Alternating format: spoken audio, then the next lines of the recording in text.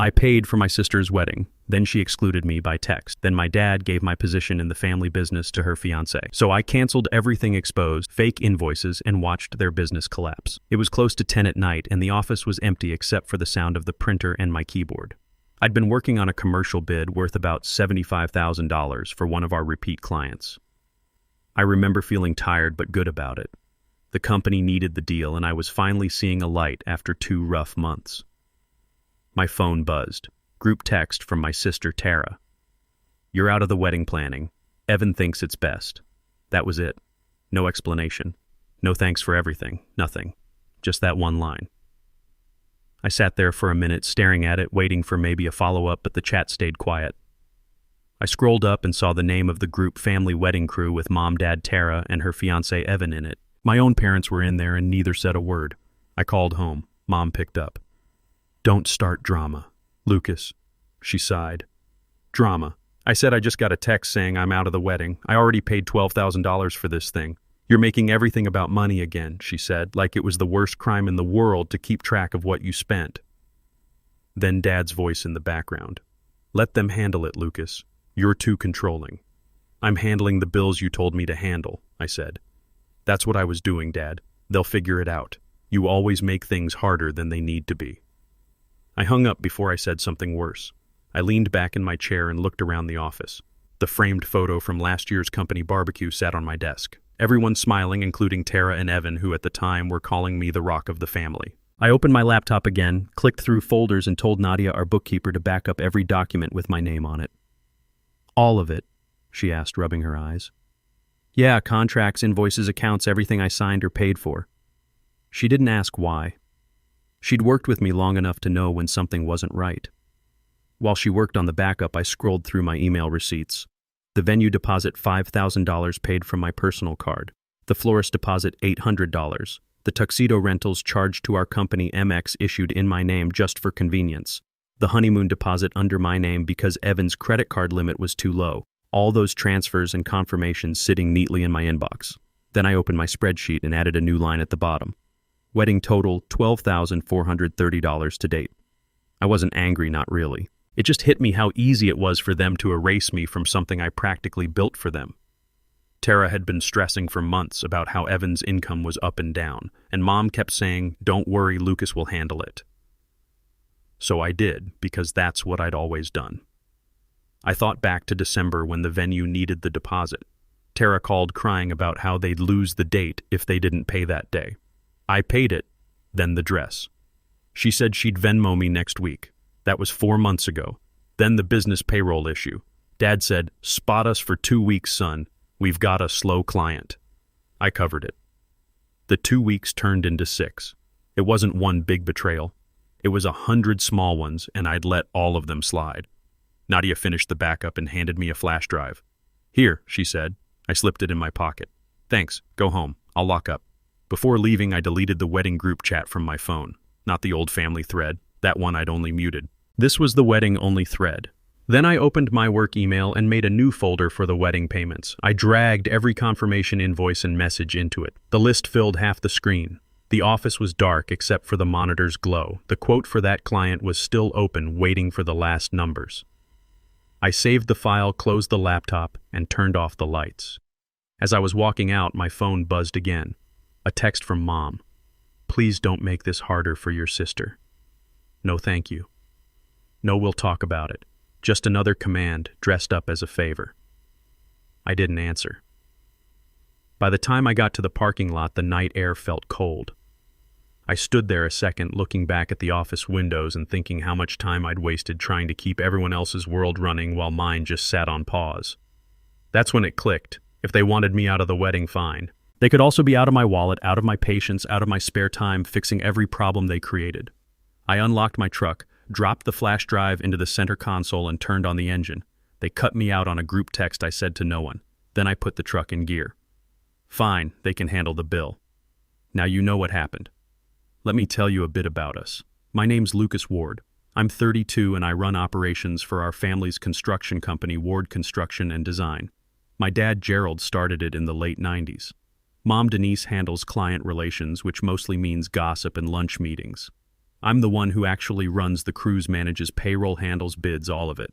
My sister Tara doesn't work there. She's an influencer, or tries to be. Her fiancé Evan hovers around, always talking about big opportunities. The next morning I sat down at my desk, opened the shared accounts, and started checking what had my name on it. Every transaction, every invoice. It wasn't anger driving me, it was curiosity that had run out of patience. Dad's been using the same lines my whole life. You're lucky you make more. Mom always added her version. We'll pay you back when the refinance goes through. There was always another refinance, another excuse. I kept fixing everything because that's what I'd always done. While I was sorting through receipts, I thought about how this pattern never stopped. Even at work, Dad bragged about me to clients. My son's the brains of this place, then called me kid in front of the crew. I'd built this company into something organized, profitable, stable, but I was still treated like a spare part they could swap out whenever they wanted. Around noon, our attorney Victor Hale dropped by to finalize some permits for a small commercial job. He's the type who talks like every problem's minor paperwork. We went over signatures, project numbers, all normal, until he flipped through a folder and said, "By the way, that ownership transfer went through. Evan's now a 15% partner." I stopped. "Partner?" "Where here," Victor said, tapping the company name on the header. "Ward Construction." I frowned. "With what money?" He squinted at the file. "They reclassified your prior loan advances as a capital contribution under your name, then issued Evan 15% against that papered equity." I didn't say anything for a full 10 seconds. "You're telling me I paid for it?" He shrugged. "That's what it says." He closed the folder. "I assumed you approved it." He was gone before I even stood up. I walked straight to Nadia's desk. She looked up confused. "We're changing access," I said. "Today, what all company cards except mine. Cancel them. Auto payments off, move active login to my account only. Do it quietly." She blinked. "That's going to upset them." "They'll live," I said. "Begin." She opened her laptop. I stood beside her until she confirmed the deactivation email. I wasn't taking any more chances. Back in my office, I opened our bank portal and looked through the recent expenses. Several payments labeled consulting fee and marketing bonus sat under Evan's name. They hadn't been there 2 weeks ago. I screenshotted everyone and saved them to a flash drive. I pulled the drawer open and took out every paper statement I had from the past year. Each line told the same story. Me paying them, promising. Around 3, Mom called. I answered because I knew she'd keep trying. "Your father says the company cards aren't working." She said they're canceled. "Why would you do that? Evan needs access now that he's a partner. He can use his own." I said, "That's not very supportive, Lucas. I'm done supporting grown adults." I told her, "If you wanted him to have control, you should have used your money, not mine." She sighed into the phone. "You're always so cold. Maybe if you stopped taking advantage, I'd warm up again." Then I hung up. By late afternoon, I'd changed passwords, updated signatories, and created a private email backup. Nadia came by with printed confirmation reports.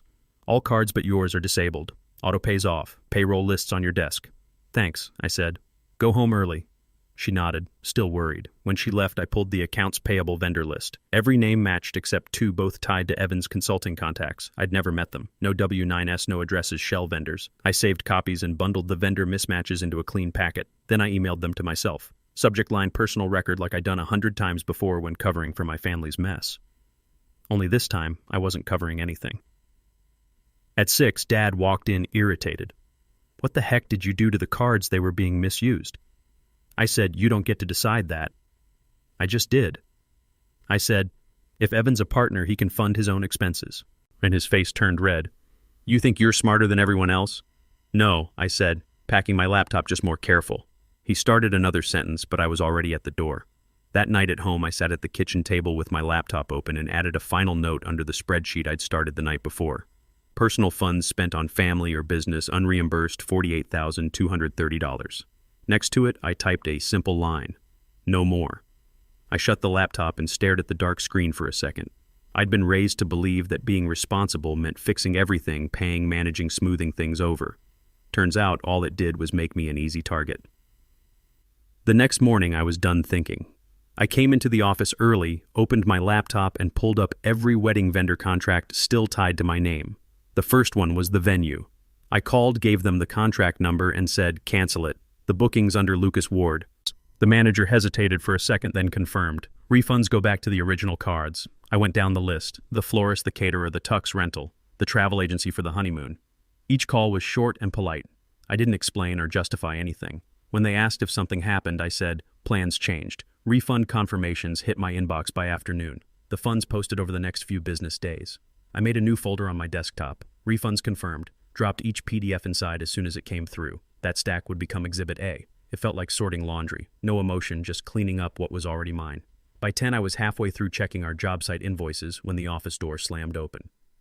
Evan walked in wearing his usual too-tight shirt and cheap cologne. "You can't just pull funding," he said, voice sharp. I didn't even look up. "Wasn't funding," I said. "Was a refund." "Big difference." He stepped closer to my desk. "You think you're hurting me? You're just screwing over your sister." "Then maybe she should have checked who signed the checks before she sent that text," I said. He stood there breathing hard, trying to look tough. "You've got a problem with me. Take it up directly," he said. "I am," I said. "You're terminated as an employee. Partner or not, you're cut off from Spend and Systems. Leave the office," he laughed. "You can't cut me off. I'm a partner." "Then use your 15% to pay your own vendors," I said. "Conversation's over." He opened his mouth again, but I pointed at the door. "Out." He stood there a few seconds longer, then shouldered past. He cut too close to Nadia's desk. A single sheet skated to the floor. He didn't look back. Nadia looked at me as she picked them up. "What was that about nothing I can't handle?" I said. "Just clearing out more dead weight," not long after Dad showed up. His tone was that mix of irritation and fake authority he always used when he thought yelling could fix things. "I just got a call from Evan." "What the heck are you doing?" "Cleaning up my accounts," I said. "You're making a scene. The wedding's next month. Then maybe use your card next time," I said, gathering the files I needed. "Don't walk away from me, Lucas." I walked past him anyway. "I'm not walking away. I'm just done being your bank." I left him standing in the hall, red-faced and sputtering. By the afternoon, my phone was blowing up. First Mom's texts, "You've gone too far." Then Tara's posts started appearing on social media. She wrote a long paragraph about how her toxic brother had ruined her special day out of jealousy. The kind of thing people post when they need strangers to take their side. I didn't comment. I didn't even read the whole thing. But by evening, the comments started turning. People were asking who paid for what. Some of our relatives joined in reminding her who'd covered the deposits. Then screenshots started surfacing. Old photos of me signing the venue paperwork, messages from her thanking me for paying. I didn't leak any of it, but the internet doesn't need help finding receipts. Mom called 3 times that night. I let it ring. Dad texted once, "Fix this before you embarrass everyone." I didn't answer him either. When I came in the next morning, Nadia was already at her desk. She looked nervous. "Your family's all over Facebook," she said. I figured. I told her. She hesitated. "You okay?" I checked the inbox. Another round of refund confirmations had come in overnight. I moved them into the folder without looking at her. "Better than before," I said. She nodded and went back to work. For the rest of the day, I kept my head down. Every email, every phone call, every project, I treated it like routine maintenance. That's what it was, really, maintenance. I wasn't sabotaging anything. I was just removing my name from their chaos. By evening, I shut down the computer and sat for a minute in the quiet. The office was empty again, same as the night I got that text. Only difference was, now the weight was gone. No pending balances, no shared payments, no fake gratitude waiting to expire. Just clean books. My phone buzzed once more. A text from Tara this time. Just a single line. "Hope you're happy." I turned the phone face down on the desk and stood up. They wanted a villain to blame. Fine. They could have one. I locked the door, turned off the lights, and left the building. Silence is louder when they expect an apology. Or, by early summer, everything was cracking. The family group chat that I had muted months ago started lighting up again. I only looked because the notifications wouldn't stop. "You owe your sister happiness. You'll embarrass us if you don't fix this." I left it unread after that. The next morning, I started getting calls from vendors we'd worked with for years. The first was Evergreen Supply, the one that handled our lumber orders. The manager sounded uncomfortable. "Hey, Lucas just wanted to double-check the new billing email. It says, consulting now. Is that legit?" I froze for a second. "Where did you get that address?" "From Gerald. He said it was the updated office contact." "Don't send anything to it," I told him. "Keep using the old invoices. Nothing changes until I say otherwise." When I hung up, I searched the company inbox. Sure enough, a new thread showed up that morning. Forwarded contracts from Dad's account to Evan at econsulting.com. No explanation, no copy to me or Nadia, just quietly rerouted money. Evan was trying to build his own side door into our accounts. I walked out to the front office. Nadia was typing fast, nervous. "They're acting weird," she said. Your mom and Evan both called asking for the master invoice log. Said they needed to adjust billing dates. Don't send it, I said. She nodded. They said you told me to do it. I didn't, she hesitated. They also want me to sign last month's purchase orders retroactively backdated to March. Did you know? I stalled. Good. Keep copies of everything they ask for. Every text, every file. Don't argue with them. Just save it somewhere safe. Her voice dropped. Lucas, this is fraud, isn't it? Maybe, I said. Just protect yourself. I'll handle the rest. I went back to my office, shut the door, and checked the shared drives. Half the company folders had been renamed. Evan's initials were on all of them. He was trying to build a mirror company out of ours using our contacts and contracts. By then, the accounting software had already started throwing duplicate vendor warnings in June. Nobody acted on them. That afternoon, Dad barged in without knocking. His shirt was untucked, face red. What the heck are you doing locking us out of our own system? I didn't lock you out, I said. You tried to create new ones. I'm hearing from suppliers saying you're blocking payments. I'm blocking fraud. Watch your mouth, kid, he snapped. You don't call your father a fraud. Then stop approving fake invoices. He glared at me like he couldn't decide whether to yell or throw something. Instead, he said, You're destroying this family. No, I said. You did that when you let Evan touch the books. He slammed the door on the way out. Later that week, I started hearing rumors from foremen at the job sites. Subcontractors complaining they hadn't been paid in 2 months. I checked our expense log. The payments were listed as sent, but the account numbers didn't match our usual vendors. Evan's email trails were all over them. I called one of the subcontractors myself. This is Lucas from Ward Construction. Have you received your payment for May? Not a dime, the guy said. We were told to resubmit the invoice to a new address, some consulting firm. What name? A Consulting. I didn't even bother pretending to be surprised anymore. That night, after everyone left, I sat in the dark office with only the monitor lighting the room. I opened every accounting folder I could find one by one and downloaded everything. Transactions, pay logs, bank statements, every suspicious entry tied to Evan's name. When it was done, I built an encrypted archive on my drive. It took 3 hours. Every file had to be double-checked, every document renamed and dated.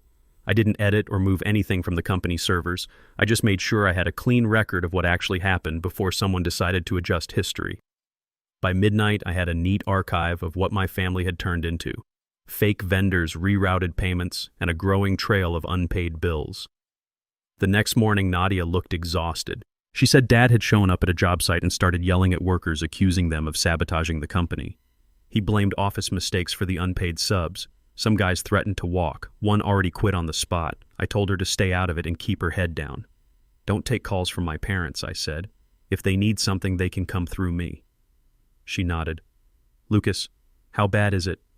Bad enough that I'm keeping everything backed up, I said. That's all you need to know. By that weekend, the company atmosphere was dead. Clients were calling about delays. Employees were asking if they'd still get paid. And my parents kept pretending everything was fine. At home, Mom left me another voicemail. I don't understand why you're trying to hurt us. Families should stick together. I deleted it without listening to the rest. The truth was, I wasn't trying to hurt anyone. I was just making sure their mess didn't bury me too. That Sunday night, I sat at my kitchen table again. The flash drive from earlier was plugged into my laptop. I opened my encrypted archive and scrolled through the files. Vendor lists, payroll, bank transfers, emails, hundreds of them. They used to call me the safety net. Now I was just collecting what fell through it. By July, things had hit the breaking point. The office felt heavy every day. Quiet hallways, skipped calls, and half the crew walking on eggshells. That morning I came in early to finish a bid and found Dad and Evan already waiting in my office. Both were standing arms crossed. It wasn't a meeting, it was an ambush. Dad started talking first. We've had complaints, he said. You're creating instability. From who, I asked. Clients, he snapped. They're nervous. You're cutting people off, questioning invoices, making it look like we're disorganized. I looked at Evan. We are disorganized. Evan jumped in. This attitude is the problem. You're making everyone think something shady is going on. There is something shady going on, I said. You rerouted vendor payments to your shell company. Dad slammed his hand on the desk. Enough. You're not accusing family of theft. I'm stating facts, I said. He stepped closer. You're out of control. You're making us look bad. I stared back at him, then stopped giving people reasons to look. He sighed, switched to his fake, calm voice. We need to take a step back, a temporary leave, just until things cool down. I knew what that meant. So you're firing me? No, he said quickly. Just a break, right? I said, send me the paperwork. Evan smirked like he'd won something. We'll have our attorney draw it up. I nodded, sat down and waited while Dad pulled a folder from his briefcase. The papers were already printed. He didn't even try to hide it. "Sign here acknowledging voluntary leave," he said. I skimmed it. Standard release. No severance, no liability. I signed there. Problem solved. "Good," Dad said, relaxing a little. "We'll handle things from here. I'm sure you will." Before they could say anything else, I turned to my computer, connected my flash drive, and quietly copied the remaining files from the shared system. Project folders, emails, payroll records, the final pieces. Evan noticed and opened his mouth to protest, but I cut him off. It's my work. I'm taking what's mine. When the progress bar hit 100%, I ejected the drive, slid it into my pocket, and stood up. We're done here. Dad tried to say something else about family loyalty, but I was already walking past them. Neither followed. That afternoon, I was home going through emails when the doorbell rang. I looked through the peephole. Tara. She was standing there with smudged mascara and shaking hands. I opened the door halfway. "You ruined everything," she said immediately. "You couldn't handle not being in charge, so you burned it all down." "No," I said, "I stopped paying for your fantasy." "You're unbelievable," she snapped. "You're supposed to be my brother. I was right up until you cut me out on a group text." She started crying, then yelling again. It all came out in waves. How the wedding was canceled, how people were talking, how Mom said I'd lost it. I didn't interrupt, I just stood there until she ran out of things to say. Then my laptop dinged from the desk behind me. An email popped up from the venue manager.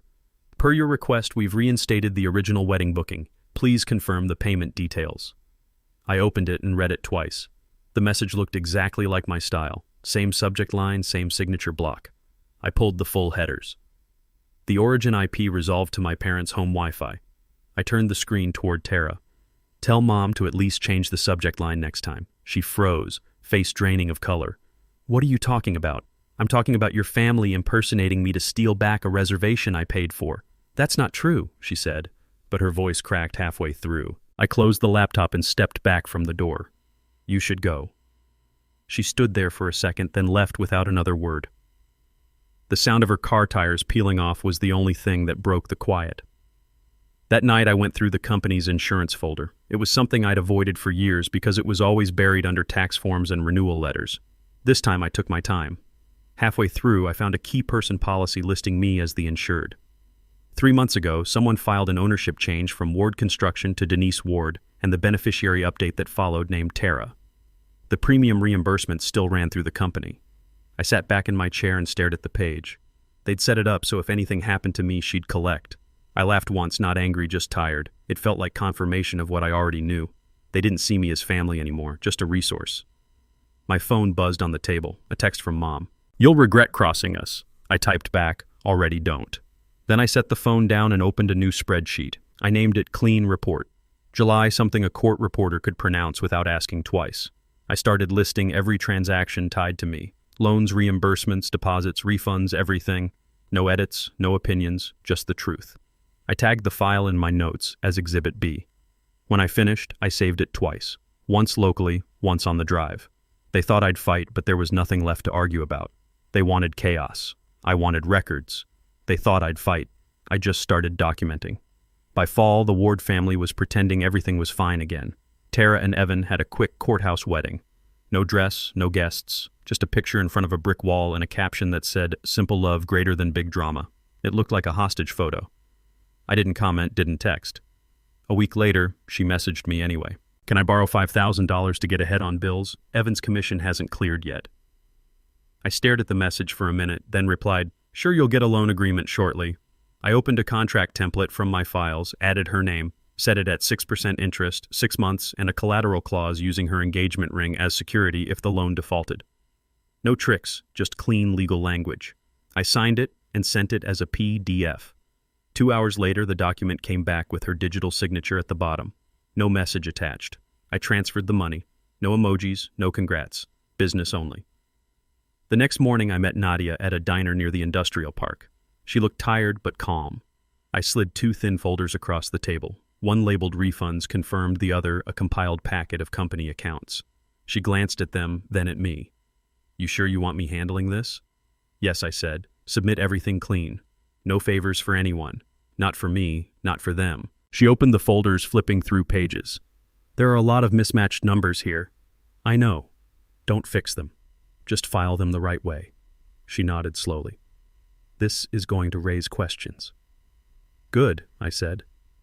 We finished breakfast mostly in silence. When we got up to leave, she hesitated. Lucas, if this goes south, they're going to blame you. They already did, I said. This just gives them a reason they can't argue with. Over the next few weeks, Nadia worked through the company's year-end bookkeeping. She didn't hide anything. Every duplicate invoice, every fake vendor, every expense under Evan's name. The system's reconciliation software automatically flagged the inconsistencies. Once that happened, everything else was out of our hands. It didn't take long. Within 10 days, she forwarded me a short email from our accounting software provider. The subject line read, "Account irregularities detected. Flagged to your connected external CPA. An audit-ready packet is available upon request." She added one line underneath. "It's done." I replied, "Thank you." That was it. No big speech, no panic, just a process doing what it was built to do, record and correct. A few days later, I boxed up some things for Tara. I didn't owe her a gift, but I wanted to close the loop. I used a matte black box, simple and neat. Inside, I placed a printed copy of her signed loan agreement, the original refund receipt from the wedding venue, a small metal plaque engraved with 3 words, "Paid in full." Eventually, I left the box with the front desk clerk at her apartment building. No note. She'd understand it either way. That same evening, my phone buzzed with a voicemail. Victor Hale, the family lawyer, sounding cautious. "Hey, Lucas. Just a heads up. The auditors requested full company records. Not sure what triggered it, but it's official now. Call me back when you can." I didn't call him back. I listened once, saved it, and hit delete. At that point, I wasn't angry anymore. I wasn't even curious about how it would play out. I'd spent months watching my family twist every situation to their advantage. Now the system they'd abused was finally paying attention. It wasn't revenge. It was math. Every action had a record. Every lie had a timestamp. And all I did was stop cleaning their mess. Work quieted down after that. I still had side projects and a few loyal clients who followed me out of the company. I didn't tell anyone what happened. I just kept working, kept organizing, kept documenting. Nadia stopped by with a flash drive backup copies just in case. That weekend, I stashed it in my safe and labeled it Company 2025 Final. A week later, I heard from a mutual contact that Evan had been panicking about tax questions. He was calling everyone he knew, saying the system glitched and mixed up their accounts. Typical. My parents were still pretending nothing was wrong, telling friends that some clerical issue had delayed payroll. I didn't say a word. The truth doesn't need help. That night, sitting at my kitchen table again, I opened a fresh spreadsheet. I titled it Post-Company Assets and listed my balances, savings, and pending projects. All clean, all honest. The phone buzzed again. A text from Mom this time. Just one line. "You should fix this before it gets worse." I didn't respond. There was nothing to fix. I turned off my phone, closed the laptop, and leaned back in my chair.